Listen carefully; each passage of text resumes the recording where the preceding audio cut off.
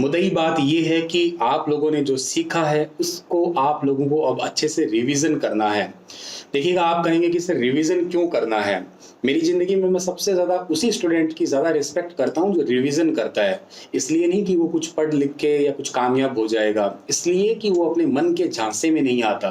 क्योंकि हमारा मन है ना, ये बड़ा चंचल है। और ऐसा होता है कि हम लोग जब एक बार किसी चीज़ को पढ़ लेते हैं ना, तो यूँ लगता है कि अच्छा यार, मेरे को तो बहुत कुछ आने लग गया। मतलब ओवर कॉन्फिडेंट हो जाते हैं। लेकिन जो बच्चा बार-बार रिवीजन करता है, इसका मतलब वो मन के झांसे में नहीं आया। मतलब जिस व्यक्ति ने मन को जीत लिया, उसने तो पता नहीं दुनिया को जीतने जैसा कुछ कर ही लिया है। शायद वो सिकंदर जैसा कुछ हो ही गया है। क्योंकि देखो क्या होता है कि आप एक बार चीज़ों को पढ़ लेंगे तो कुछ होगा नहीं। ये तो कुछ ऐसा समझिएगा, अगर मैं आप लोगों को कहूँ कि आप ना एक तेल की बॉटल लीजिएगा, सर में तेल को डाल दीजिएगा। सर में तेल डालने से कुछ नहीं होता, सर में थोड़ा-सा तेल लेके ऐसे हाथ हथेलियों में लेकर ऐसे उँगलियों से पोरों से मसलने से जो है ना, वो कुछ असर करता है।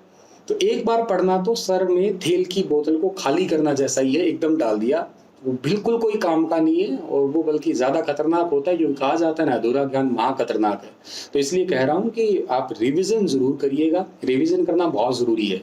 अब कई बार ये होता है कि आप लोग जो ना बहुत फास्ट रिवीजन करते हैं, वो भी आप गड़बड़ करते हैं। 2 प्रकार की ट्रेन होती है, एक बुलेट ट्रेन होती है, एक पैसेंजर ट्रेन होती है। ऐसा नहीं है कि पैसेंजर ट्रेन कभी अपने गंतव्य पे पहुँचेगी नहीं, बिल्कुल पहुँचती है, लेकिन धीरे-धीरे जाती है, सहज होके जाती है।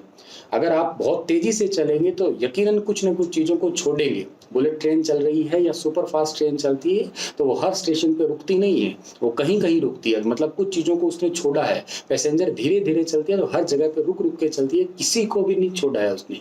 तो कहने का मतलब, आप अपनी पढ़ाई को, मैं तो बल्कि ये मानता हूँ कि जो जो जितना ज़्यादा धीरे पढ़ता है, वो उतना ही तेज़ पढ़ता है। सो अपनी प्रिपरेशन को आप लोग बहुत ही स्ट्रॉन्ग कैसे बनाएँगे, धीरे-धीरे सहज होके पढ़ें। जो आपने पढ़ लिया है उसी को आप रिवाइज़ करिएगा। कुछ चीज़ें आपको नहीं समझ में आई है तो आप बेझिझक हमसे पूछिएगा, वो आपका पूरा फ़र्ज़ बनता है, क्योंकि पढ़ोगे तो डाउट तो यकीनन आएगा ही आएगा। पढ़ने के लिए आप लोग लाइब्रेरी भी जॉइन कर सकते हैं। लाइब्रेरी आपको क्या है, वो पढ़ना तो नहीं सिखाती, लेकिन बैठना ज़रूर सिखाती है।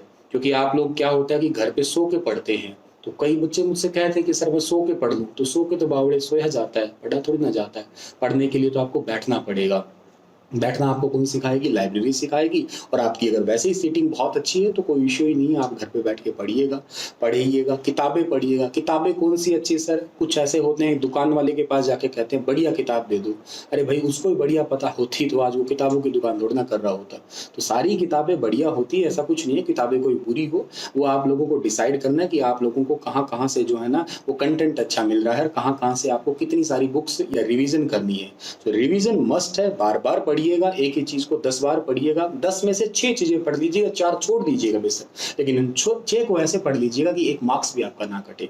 चलिए, wish you very all the best. कम शब्दों में आप लोगों को कहूँगा कि आप लोग अपना ख़्याल रखिएगा, स्वस्थ रहिएगा, स्टे हैप्पी, स्टे हेल्दी, और अपना ख़्याल रखने के साथ-साथ अपनी पढ़ाई को भी बरकरार रखिएगा। हर रोज़ पढ़िएगा, ज़्यादा ना पढ़ सके तो कोई बात नहीं, लेकिन थोड़ा पढ़ें, पर लगातार ज़रूर पढ़ें। लगातार वाला बहुत ज़्यादा कामयाब होता है, लगातार और लगन वाला। चलिए, टेक केयर, बाय बाय, और अपना ख्याल अवश्य रखिएगा।